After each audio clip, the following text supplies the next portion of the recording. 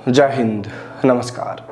अग्निपथ योजना को वापस लिए जाने या फिर इस योजना में जरूरी बदलावों को लेकर मांग कर रहे युवाओं की उम्मीदें मानो अब एक बार के लिए धराशायी होती दिख रही हैं। उसका एक बड़ा कारण हरियाणा में हुए विधानसभा चुनावों के नतीजों को भी माना जा रहा है, क्योंकि चुनावों से पहले देखने में आ रहा था कि अगर हरियाणा और जम्मू कश्मीर चुनावों में भाजपा की हार होती है तो इसका बड़ा कारण अग्निपथ योजना को ही माना जाएगा और इसके बाद अग्निपथ योजना में बदलाव या फिर इस योजना की वापसी को लेकर सरकार गहनता से विचार करती और फिर जल्द ही इसको लेकर कोई बड़ा फैसला सरकार लेती। लेकिन हरियाणा विधानसभा चुनावों में भाजपा को अच्छी खासी जीत मिलने के बाद से अब सरकार को जरूर बड़ी राहत मिली होगी और अग्निपथ योजना को लेकर जो सरकार पर एक पिछले समय से दबाव बना हुआ था वो दबाव भी सरकार से बहुत कम हुआ है, क्योंकि पहले लोकसभा चुनाव फिर विधानसभा उपचुनावों में जो सरकार को बड़ा नुकसान हुआ है उस नुकसान को देखने के बाद सरकार भी यह मानने लगी थी कि शायद अग्निपथ योजना के कारण ही उसे इन चुनावों में नुकसान हो रहा है। लेकिन अब हरियाणा चुनावों के नतीजों के बाद भाजपा को बेहद मजबूती मिली है और हो सकता है कि अब अग्निपथ योजना को लेकर ऐसा कुछ जल्दी से देखने को ना मिले।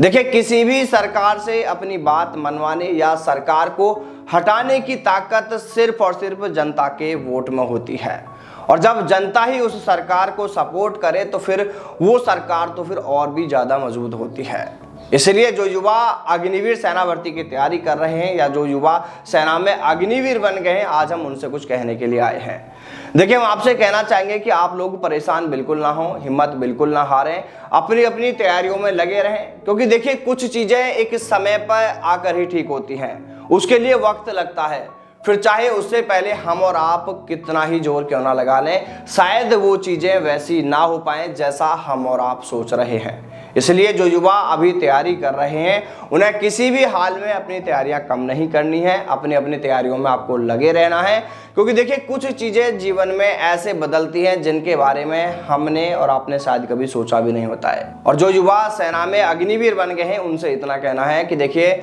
यारो, हमें भी पता है कि इस योजना के बहुत बेकार से नियमों की वजह से अभी आपको बहुत परेशानी का सामना करना पड़ रहा है, कई तरह के भेदभाव का आपको सामना करना पड़ रहा है। लेकिन आपसे भी इतना ही कहना है कि इन परेशानियों से आपको लड़ना है, अपना कर्तव्य आपको अच्छे से निभाना है और एक समय का आप सभी को इंतजार करना है, क्योंकि ये परेशानियां हमेशा के लिए बिल्कुल नहीं है। बस आपको हिम्मत रखनी है, पॉजिटिव सोच रखनी है और देखना एक दिन ये सब कुछ ठीक हो जाएगा।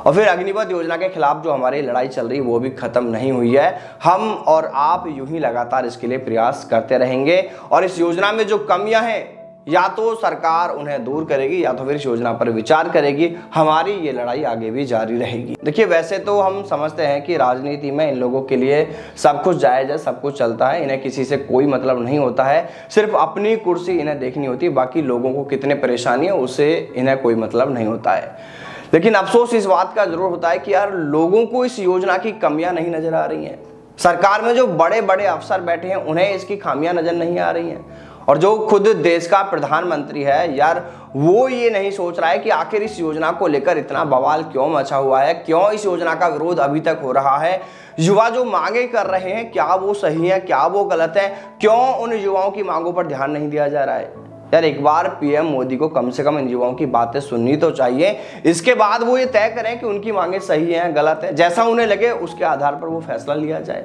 लेकिन उनकी बातें सुनने को कोई तैयार ही नहीं है। और देखिए, जब हम इस मुद्दे को थोड़ा इमोशनली होकर देखते हैं तो कई बार तो हमें भी ऐसा लगता है कि यार सच में आज वो सब हो रहा है जो लोग कहते हैं ना कि सच हार जाता है कई बारी, तो आज ऐसा लग रहा है कि जैसे सच हार रहा है और झूठ जीत रहा है। क्योंकि सच ये है इस योजना का इस योजना में बहुत कमियां हैं और झूठ ये है कि ये योजना बहुत अच्छी है। अब आप देख लीजिए क्या हो रहा है। कोई नहीं दोस्तों, यार अभी नहीं सही, थोड़ा और वक्त सही। वैसे भी जीवन में आने वाली हर परेशानी हमें बहुत कुछ सिखा कर जाती है, हमें बेहद मजबूत बना कर जाती है। और देखिए, कहा तो ये भी जाता है कि जब एक वक्त ऐसा आ जाता है, परिस्थितियां ऐसी आ जाती हैं जब हमें ऐसा लगने लगता है कि अब कुछ भी चीज़ हमारे हाथ में नहीं है। देखिए, जहां तक हम प्रयास कर सकते हैं वहां तक हमें प्रयास करना चाहिए, लेकिन कई बार जीवन में ऐसा वक्त सामने आ जाता है जब इंसान को ये लगने लगता है, आप और हमें ये लगने लग जाता है कि यार अब शायद मेरे हाथ में कुछ नहीं है। तो दोस्तों ऐसे समय में आपको हताश निराश होने की बजाय उस समय को बस आपको बीत जाने का इंतजार करना चाहिए, क्योंकि कुछ चीज़ें जीवन में अपने आप समय पर भी ठीक हो जाती हैं। और हाँ, आप सभी ये बिल्कुल ना माने कि अब इस योजना का कुछ नहीं होगा बदलाव तो हम कह रहे हैं कि हर हाल में होकर रहेगा, बस थोड़ा और समय लगेगा। जय हिंद, जय भारत, वंदे मातरम।